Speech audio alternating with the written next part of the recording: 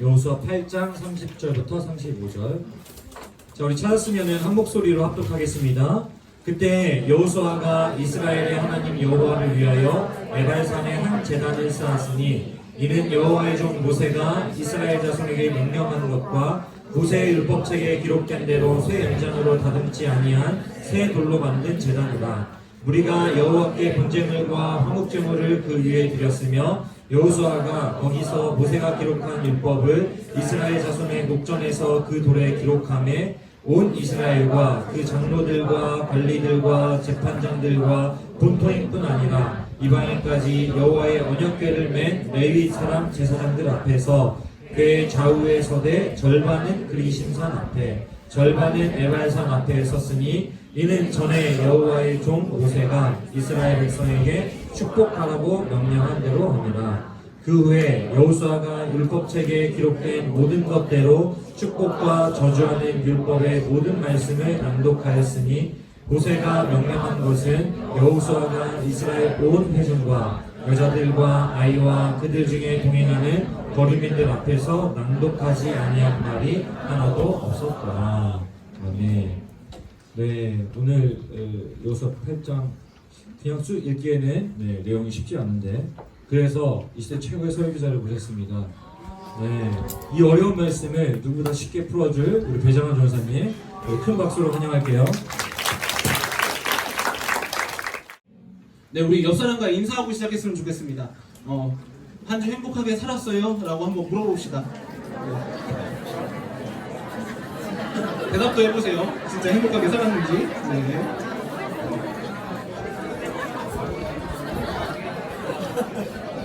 네, 사실 이 질문이 되게 대답하기 어려운 질문인 것 같아요. 내가 진짜 행복하게 살았나? 라고 누군가 물어봤을 때 참 대답하기가 어려운 질문이 아닌 것 같습니다. 우리는 어떻게 해야 행복해야 하는지 늘 고민하면서 살아가는 것 같아요. 그래서 제가 오늘 설교 제목이 관계회복, 성도의 행복인데 어떻게 하면 정말 행복할 수 있을까 한번 인터넷을 설교 준비하면서 찾아봤습니다. 그랬더니 전문가들이 어떻게 행복해야 하는지 얘기하는지 궁금해졌는데 그렇게 찾다 보니까 하버드 의과대학 정신과 교수인 로버트 월딩어가 75년 동안이나 무엇이 사람을 정말로 행복하게 할까를 연구했다고 합니다. 그래서 그 월딩어 교수의 주장은 정말 단순했는데요. 바로 인간관계가 인생에서 행복을 결정하는 가장 중요한 요소이다 라고 얘기하고 있다고 합니다. 이 연구가 75년 동안이나 지속됐다고 해요. 그래서 724명의 사람들의 삶을 추적해 왔는데요. 그들의 직업과 가정 환경 그리고 건강 상태를 조사하면서 진행을 했습니다. 그리고 시작 때부터 매 2년 동안 그들의 심리적 상담, 검사, 그리고 뇌파 검사, 건강검진까지 하면서 그들의 삶이 어떻게 진행되고 있는지 낱낱이 조사했다고 합니다. 그 중에 어떤 사람들은 정말로 큰 부자이기도 했고요. 사회적으로 큰 성공을 이루기도 한 사람도 있었다고 합니다. 반면에 평범한 사람들도 있었고 또 가난하게 살았던 사람들도 있었다고 합니다. 그들에게 꾸준히 무엇이 당신의 행복을 결정하십니까? 라고 2년마다 물어봤는데 보통 젊은 때는 그들의 대답이 다 똑같았다고 합니다. 그래서 젊었을 때는 그들의 부나 명성, 높은 성취가 그들의 행복을 결정할 것이다 라고 대답을 했다고 해요. 그러나 그런 것들과 상관없이 시간이 좀 흐른 후에 50대부터는 대부분의 대답이 바뀌었다고 합니다. 어떤 대답이었냐면 관계가 행복을 결정한다 라고 대답을 했다고 해요. 그리고 그 관계를 실제로 잘 유지했던 사람들이 80대까지 또 죽을 때까지 정말 행복하게 살았다고 매 2년 동안에 대답을 했다고 합니다. 사람과의 관계가 행복을 결정한다고 여러분들 동의가 되시나요? 네, 동의가 되시는 것 같아요. 네, 감사합니다. 실제로 우리의 삶을 봐도 사실 누군가의 관계 때문에 우리의 하루의 감정이 바뀌곤 하잖아요. 누군가 싸우면은 하루 종일 우울하고 기분이 안 좋기도 하고, 네, 또 누군가 사이가 좋거나 관계에 좋은 일을 가졌다면은 오늘 하루가 정말 행복하고 즐거운 시간을 가지기도 합니다. 그런데 우리 그리스도인에게 사람의 관계보다 행복에 더 큰 영향을 미치는 것이 한 가지가 있는데요. 뭘까요, 여러분? 네, 여기서 정답이 나왔어요. 네, 오늘 제 정답은 바로 하나님과의 관계입니다. 유명한 설교자이자 살아있는 청교도라는 별명을 가진 로이드 존스 목사님은 이렇게 행복에 대해서 얘기를 했습니다.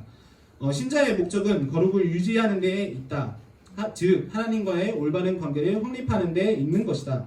그 관계를 온전히 유지할 때 행복은 부산물로 따라오게 되어 있다. 그렇기에 신자는 행복을 추구하는 것이 아니라 하나님과의 올바른 관계를 추구해야 한다 라고 얘기했다고 합니다. 사람은 누구나 행복해지고 싶어 하는 것 같습니다. 그러나 우리 신자들의 행복은 행복 그 자체를 추구해서는 행복해질 수 없습니다. 오늘 로이드 존슨 목사님이 얘기하신 것처럼 하나님과의 올바른 관계 속에서 나오는 그 부산물로 나오는 행복이야말로 우리가 진짜 그리스도인으로서 신자로서 누릴 수 있는 행복이다 라는 것입니다.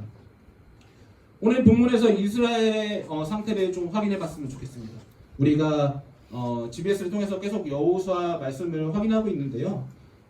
이 상황을 봤을 때 오늘 본문의 상황만을 봤을 때는 사실 이스라엘과 하나님의 관계는 좋지 않다고 얘기할 수 있습니다.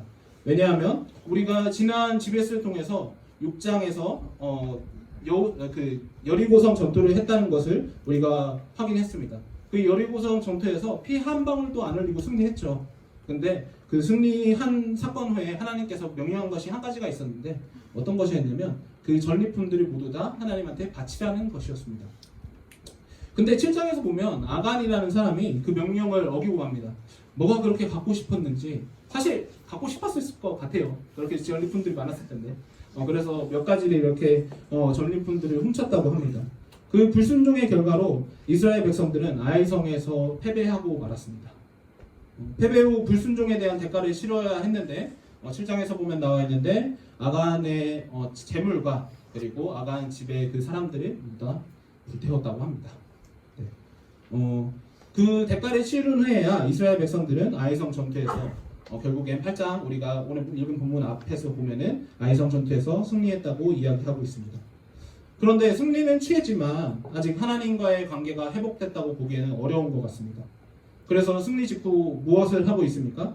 바로 오늘 본문에 나와 있는 대로 하나님께 단을 쌓고 제사를 드리고 있는 것입니다. 이 제사의 의미는 단순히 이스라엘 백성들이 아이성 전투에서 승리했다는 것을 기념하기 위한 제사가 아닙니다. 궁극적인 목적은 불순종으로 인해 깨져버린 하나님과의 관계를 회복하는 데 의미가 있습니다. 본문 31절을 보면 화목제를 드렸다고 얘기를 하고 있습니다. 여러분들 이 화목제가 어떤 의미를 가지고 있는지 아시나요? 이 화목제는 신규를 위한 제사라고 얘기를 합니다.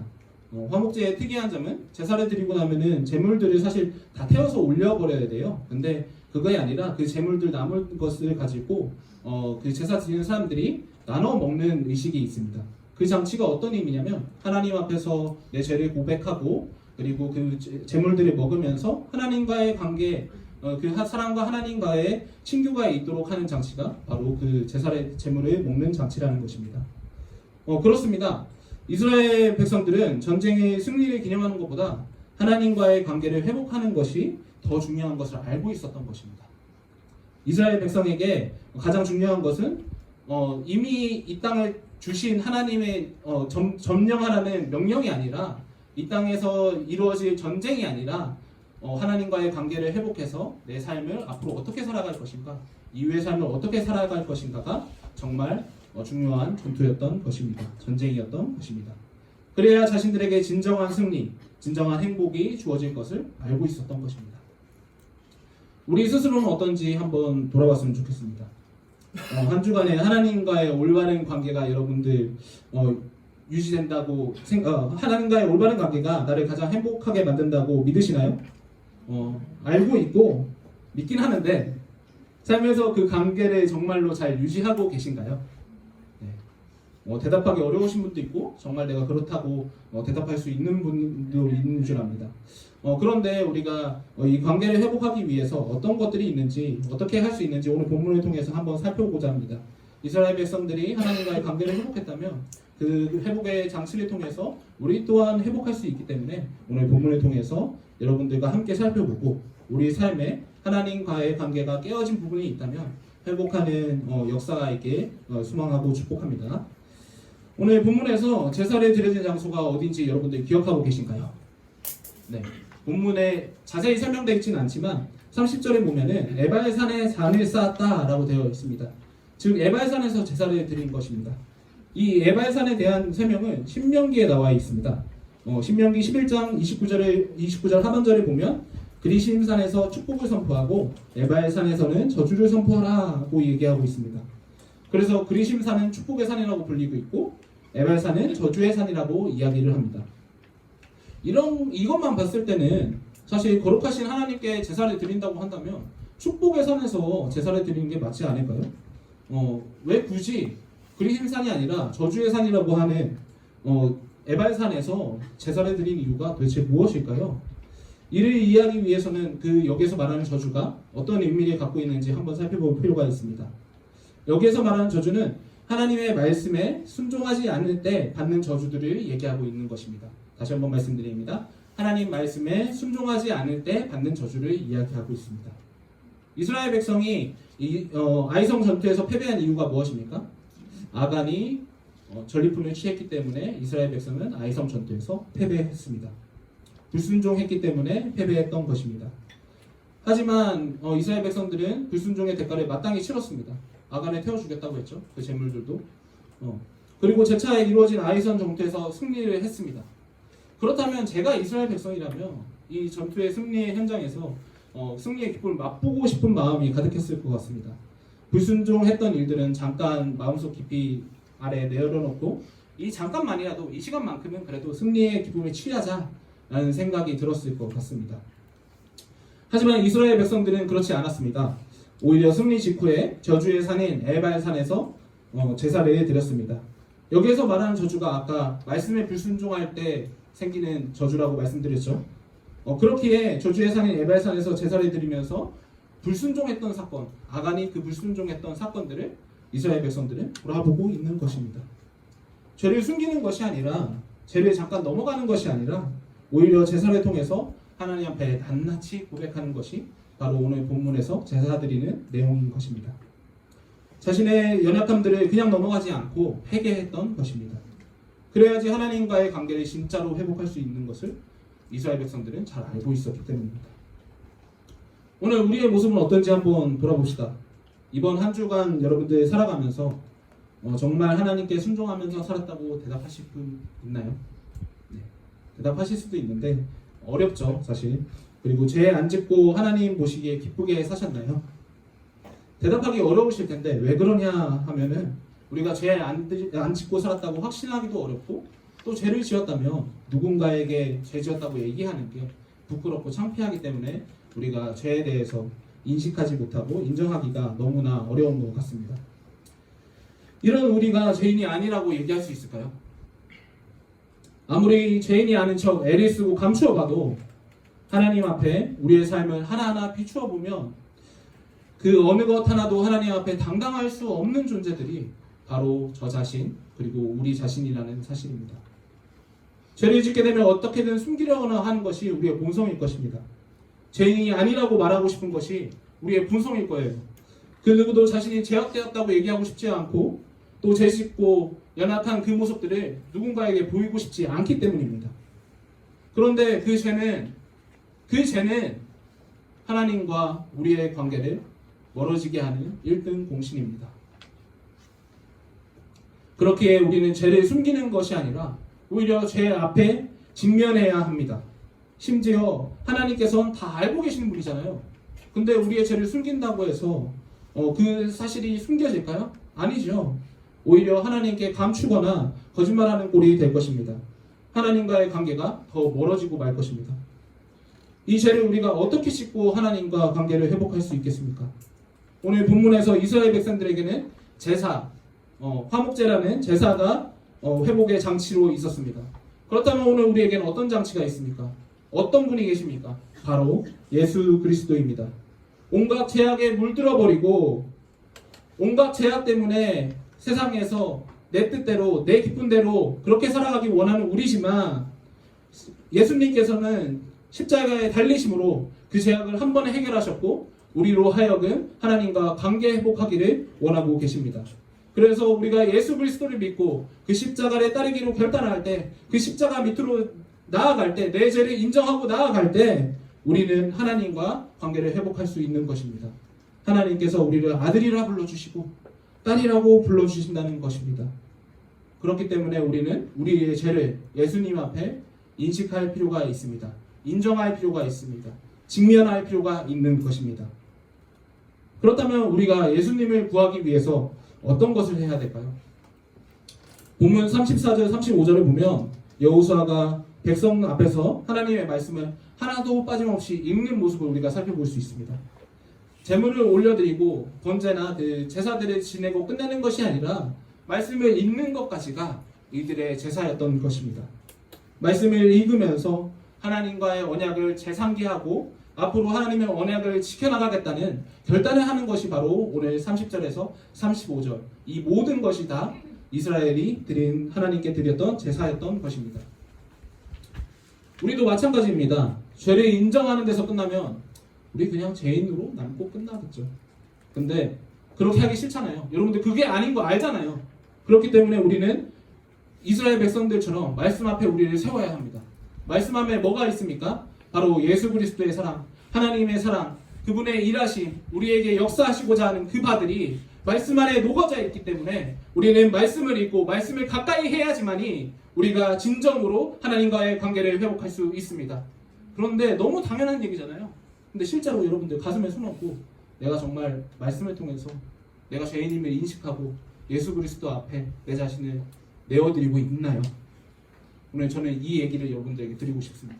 오늘 우리가 살펴봐야 할 것은 정말로 관계 회복을 원한다면 죄를 숨기고 말씀을 가까이 하지 않는 것이 아니라 오히려 죄를 직면하고 내가 죄인이기 때문에 하나님과 함께 예수님과 함께 하지만 하나님과의 관계 회복이 될 수 있다는 것을 말씀을 통해서 확인해야 한다는 말씀입니다. 그렇게 해야지만이 우리 마음의 문을 열고 예수님을 받아들여져야지만이 우리 마음에 예수님께서 찾아와 먹고 마시면서 하나님과의 관계를 회복시켜 주실 것입니다. 그렇기 때문에 우리 말씀 읽어야 됩니다.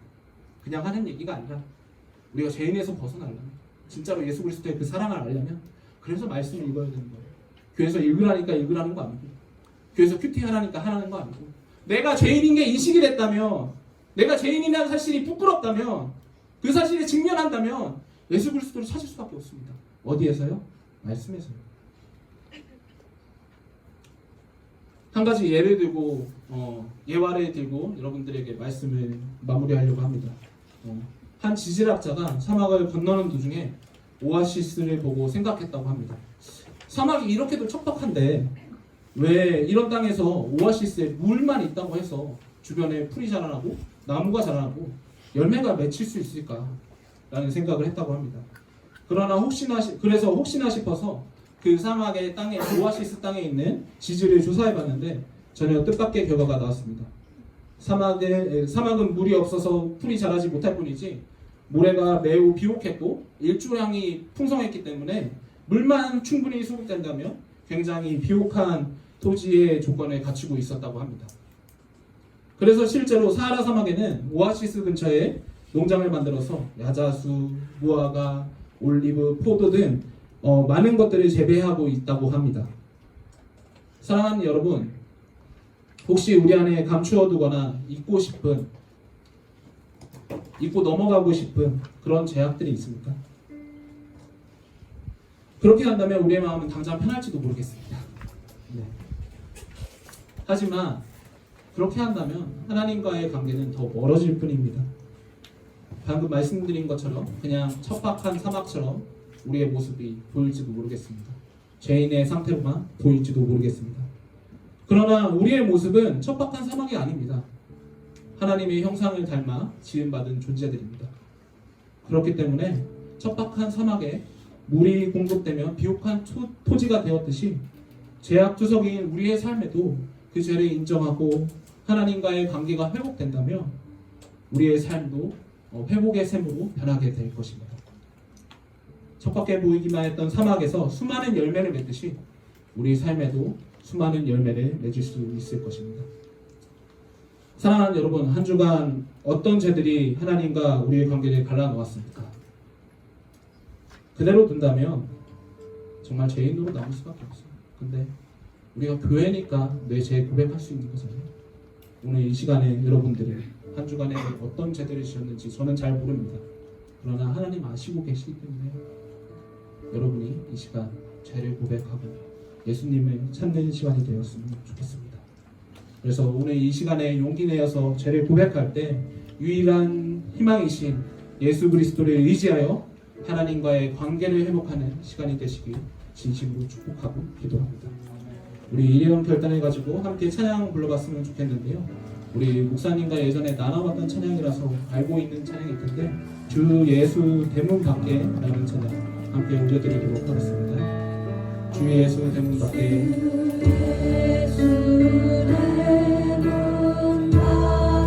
기다려 섰으나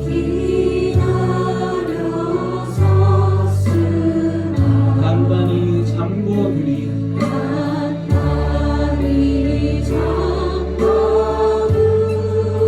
못 들어오시네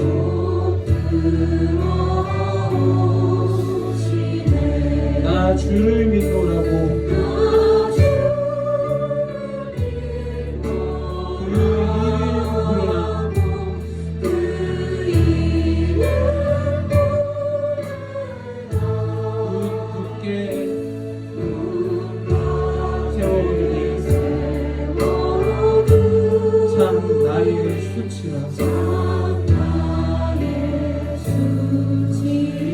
문 두드리는 손은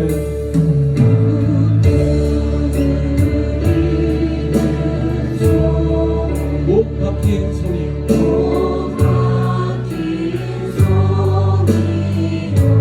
또 가시 면류관은 예수님의 이마를 굽었습니다. 우리의 죄를 생각하면서 고백합니다. 이처럼 기다리심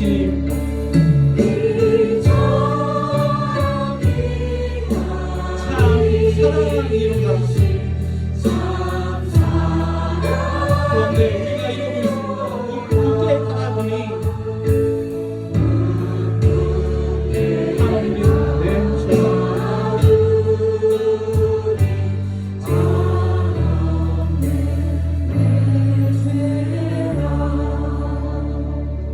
우리 이 시간에 한번 같이 기도해봤으면 좋겠습니다. 한 주간에 어떤 죄를 지었나요? 이 시간 죄를 고백하기 원하는데 조용한 소리로 고백해도 좋고 또 속으로 고백해도 좋을 것 같습니다. 근데 우리가 한 가지 명심해야 될 사실은 하나님 앞에 죄를 고백하지 않는다면 우리가 고백했던 찬양처럼 하나님을 그냥 예수님을 문 밖에 세워두는 거나 다름이 없습니다. 우리가 죄인임을 인식하고 문을 열어드려야지 예수 그리스도께서 내 마음에 오셔서 하나님의 관계를 회복해 주실 텐데 우리의 문 닫고 있는 모습은 없는지 한번 회개했으면 좋겠습니다. 그 회개가 이루어질 때 3절에서 이렇게 고백합니다. 나 죄를 회개하고 곧 문을 여옵니다. 드셔서 좌정하사 떠나지 마소서. 드셔서 좌정하사 떠나지 마소서. 오늘 작사가는 예수님께서 내 안에 들어온 것이 최고의 행복이라고, 그래서 드셔서 이제는 좌정하사 떠나지 말라고 그렇게 고백하고 있는 것입니다. 오늘 이 시간 가운데 여러분들의 죄를 고백하고 이제는 죄 때문에 전전긍긍한 인생이 아니라 하나님 앞에 회복되고 그 관계로 인해서 행복을 누리기 원한다고, 이 시간 예수 그리스도를 붙들기 원한다고 우리의 죄를 하나님 앞에 올려드리도록 하겠습니다. 기도하시겠습니다. 하나님 아버지, 이 시간 가운데 우리의 죄를 고백합니다.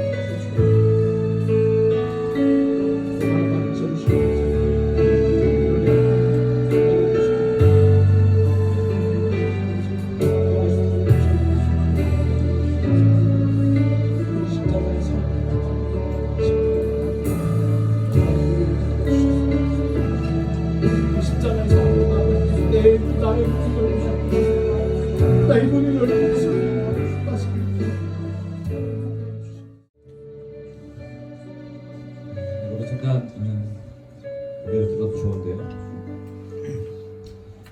전사님 설교를 듣고 또 이 말씀을 동일하게 저도 묵상하면서 이런 생각이 들었어요. 왜 이스라엘 백성들은 지금 여기서 죄를 막 회개하고 그 해결하기 위해서 왜 제사를 드려야 하지? 그게 왜 진짜 행복이 되는 거지? 이런 질문을 던졌어요. 왜냐면 제가 봤을 때 이스라엘 백성들은 죄가 없어요. 이들이 지금 회개할 만한 죄가 없습니다. 왜냐면은 그나마 죄라고 하면 아간의 범죄인데 그 아간 돌 맞아서 죽었잖아요. 그럼 이스라엘 이 공동체의 죄의 문제는 끝난 겁니다. 그렇기 때문에 회개할 죄가 없어요. 그런데 이들이 왜 그 회개 하나님과의 관계 회복을 위한 그 제사를 드리고 있는가? 이 질문이 우리한테 필요합니다. 여러분 우리도 마찬가지예요. 여러분 대체 여러분 무슨 죄를 지었습니까? 그 왜 죄인입니까? 우리 왜 죄인이죠? 주중에 여러분 멈췄어요? 누구한테 사기쳤어요? 그런 거 없잖아요. 그나마 좀 꺼내보려고 하면은 조금 더 욕심 부린가 뭐 이런 거?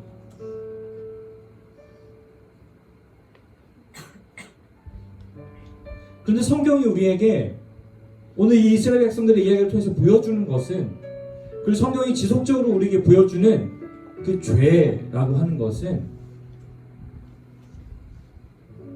전사님 말씀하신 것처럼 하나님과의 관계에 있다라고 하는 거예요.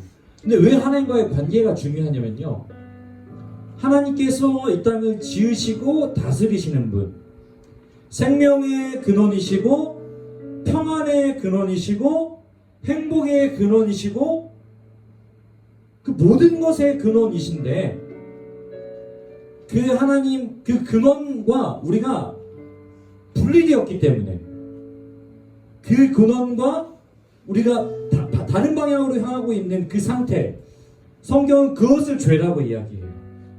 그러니까 어떻게 됩니까? 끝없이 우리가 허무해지는 거예요. 끝없이 우리의 존재에 대한 확신이 사라지는 겁니다. 나는 존재의 의미가 사라지는 거예요. 그게 죄라고 성경은 얘기하는 거예요. 물론 거짓말하고 돈을 뺏고 어떤 비윤리적인 행동을 하는 것도 죄지만, 성경은 우리의 죄에 대해서 좀 더 분명하게 하나님과, 그러니까 우리의 모든 것을 채워줄 수 있는 그 하나님과의 단절을 죄라고 이야기한다는 거예요. 그러니까 어떻습니까? 이 문제가 해결되어지지 않으니까 돈을 벌어도 허무한 거고, 신나게 놀아보아도 허무한 거고, 어떤 자리에 올라도 허무한 거예요.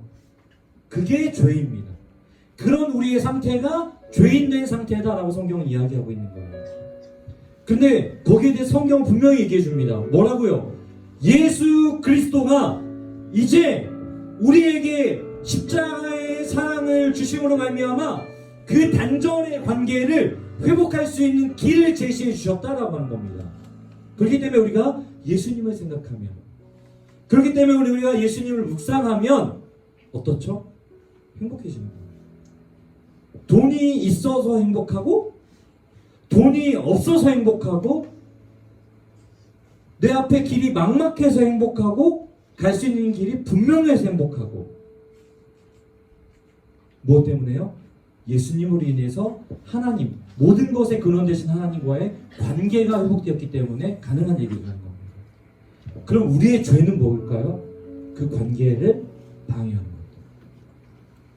그 관계에 집중하지 못하게 만드는 것들이 죄라는 거예요. 보세요.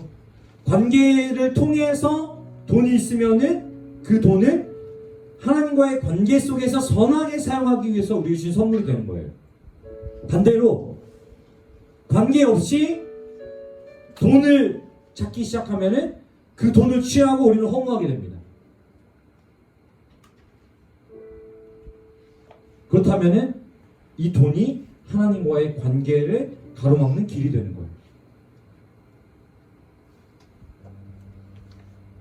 그 말은 뭐예요? 돈을 많이 벌려고 하느냐, 무슨 사회적인 어떤 지위적인 성공을 하려고 하느냐, 이 자체가 죄가 아니라는 거예요. 이것 때문에 하나님으로부터 누릴 수 있는 평강과 그 예수 그리스도를 통해서 우리에게 주신 사랑을 느끼지 못한다면 그건 죄가 되는 거예요. 이번 한 주 사시고 여러분 어떠셨습니까? 행복하셨다. 아까 제 옆에 있는 지체한테 행복해서 보더니 행복하다고 되게 당연하게 얘기하더라고요. 아마 그 친구는 삶에서 주어진 다양한 이야기 속에서 그것들이 있지만 예수님과의 관계, 하나님과의 관계에서 오는 평강과 사랑을 느꼈기 때문에 그렇게 얘기했을 거라고 저는 믿습니다. 오늘 이번 한 주를 살아갈 때 여러분 우리는 변하지 않는 현실의 이야기, 여전히 막막한 진로, 아무리 벌어도 서울에 아파트 한 칸 살 수 없는 우리의 답답한 현실, 또 아무리 지금 열심히 일하고 있지만 여기가 평생 나의 수입원이 될 수 없다라고 하는 그 막연함, 심지어 내 이 호흡 하나가 당장 내일까지 보장될 거라고 할 수 없는 우리의 한계, 이 모든 것을 우리는 짊어지고 감당하며 살아야 됩니다. 내일부터가 아니라 당장 지금부터. 근데 하나님과의 관계에서 오는 그 평강과 그 하나님만이 주실 수 있는 사랑을 통해서 우리는 이것들을 누리고 이것도 누리고 살아갈 수 있게 되는 거죠. 그러니까 참된 예수의 영을 가진 사람들이 뭐라고 얘기하냐면 고난도 행복이다, 고난도 축복이다고 얘기할 수 있는 거예요. 이것이 바로 그리스도인들의 삶인 것입니다. 여러분 어떤 삶을 살기 원하세요? 지금 눈앞에 진급하고 또는 내 계획하고 있는 이 일이 잘 되고 이게 가장 중요한 걸까요? 그것도 중요합니다.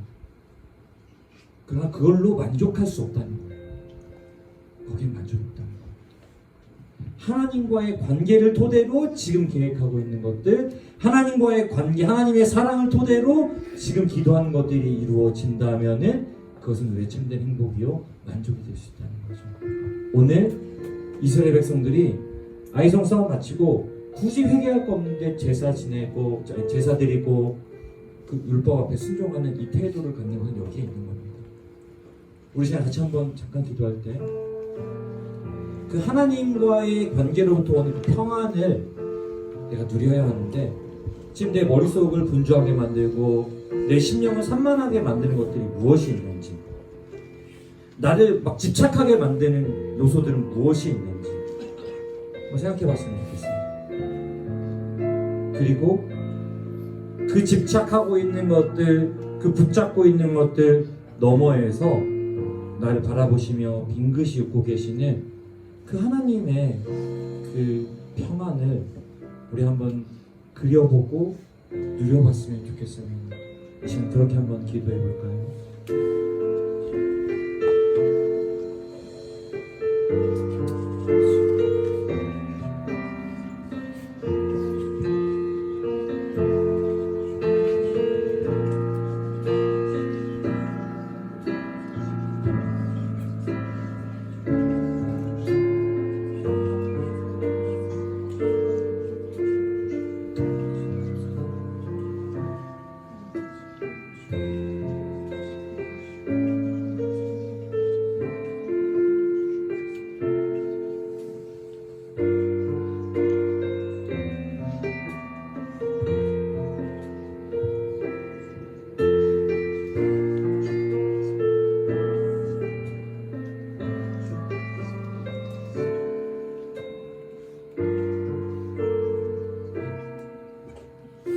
그럼 우리가 이 기도가 바르게 되잖아요.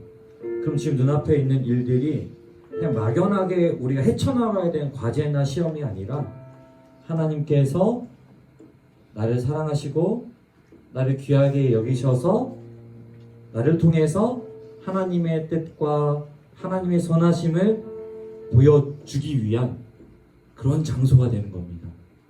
그럼 우리 삶의 자리가 그렇게 됐으면 좋겠어요.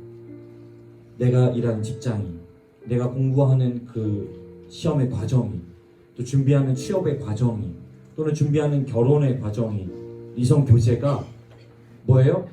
그냥 이성교제 해야 되니까 취업해야 되니까, 일해야 되니까, 돈 벌어야 되니까, 이게 아니라 하나님이 그 자리를 통해서 진짜 행복이 무엇인지를 보여줄 수 있는, 나를 통해서 보여줄 수 있는 그런 사명의 자리가 되기를 원합니다. 그게 바로 하나님과의 관계를 통해서 회복되어진 사람들의 모습인데요. 그런 의미에서 제가 오늘 그 성도의 노래라는 이 찬양을 여러분과 함께 나누길 원하는데요. 최근에 나온 찬양이라서 모르는 분들이 대부분일 텐데 앞으로 들으면 좋지만 저작권법에 걸리기 때문에 가사를 띄워드릴 거예요. 그리고 차영팀이 부를 건데 같이 아시는 분들 같이 부르고 아니면 눈으로 가사 좀 묵상하면서 가슴으로 노래는 모르지만 가슴으로 이 찬양을 고백했으면 좋겠습니다.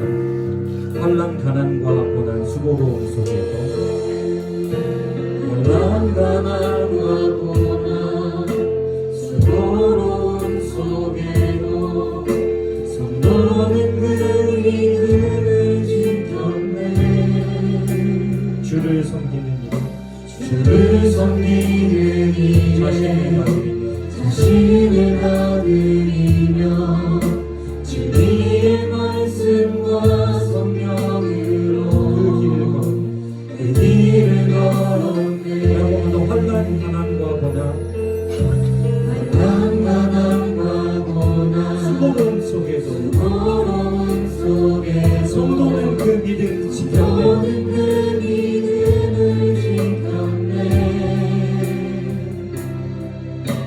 주를 섬기는 일에 자신을 받으리며 진리의 말씀과 성령으로 그 길을 걸었네.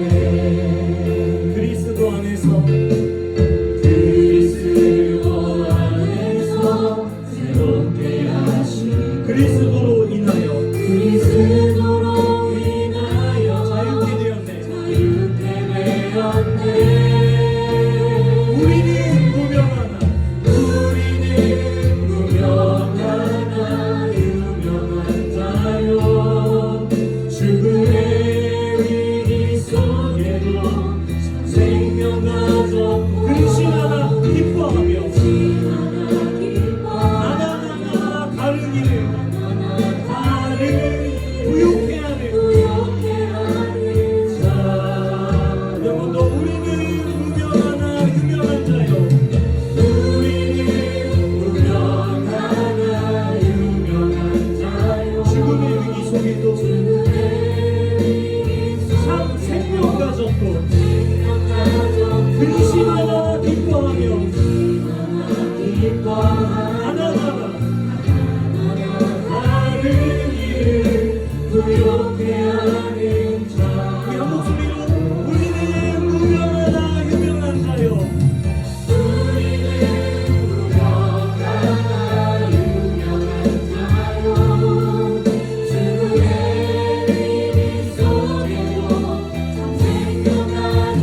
근심하나 기뻐하며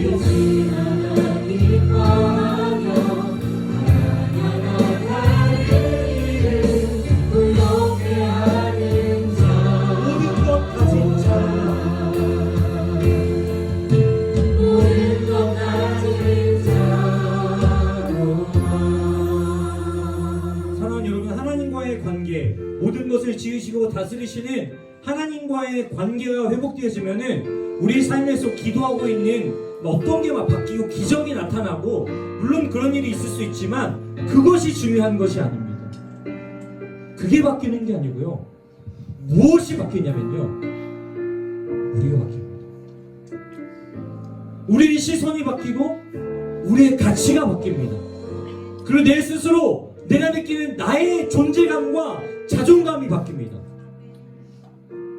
그래서 무명하지만 하나님 앞에서 유명한 자라고 하는 그 확신,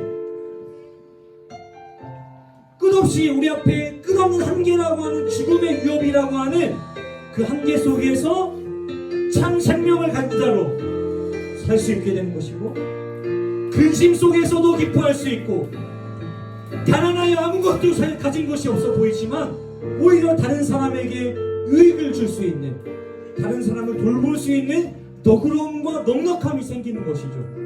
그게 바로 하나님과의 관계가 회복되어져 참된 생명의 근원이신 하나님으로부터 공급을 받는 그 평안을 누린 자들의 삶입니다. 여러분, 우리가 그런 자로 살기를 원합니다. 저와 여러분이 그렇게 살기를 원합니다. 이번 한 주 그렇게 살아서 여러분, 진짜 세상에 행복이 무엇인지, 만족이 무엇인지를 보여줄 수 있는 우리가 되기를 원합니다. 그 마음으로 짧게 한 번만 더 기도하겠습니다. 기도합시다.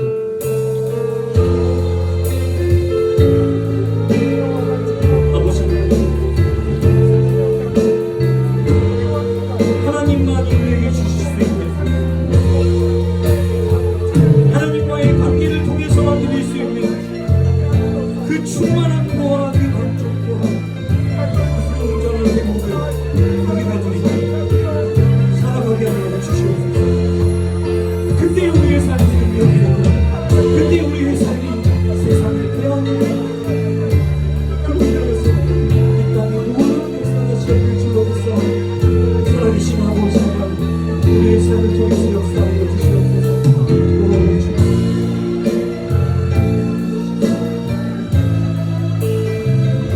아버지,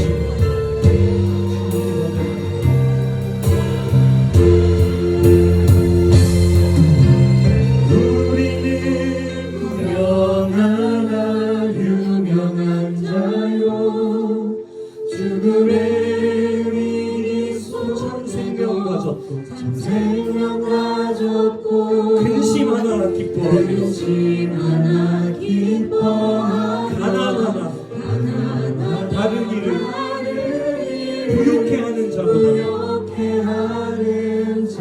우리 한 번만 더 우리 마음의 고백으로 우리는 무명하나 유명한 자요, 우리는 무명하나 유명한 자요, 죽음의 위기 속에도 참 생명 가졌고 근심하나 기뻐하며 가난하나 다른 일을 부욕해 하는 자로다. 왜 그렇게 살 수 있고 왜 그렇게 고백할 수 있습니까? 우리가 모든 것 가진 자이기 때문입니다. 모든 것 가진 자, 우리 한 번만 더 그렇게 고백합시다. 모든 것 가진 자입니다. 모든 것 가진 자, 그 마음으로 살기를 소원합니다. 모든 것 가진 자로다. 모든 것 가진 자로다.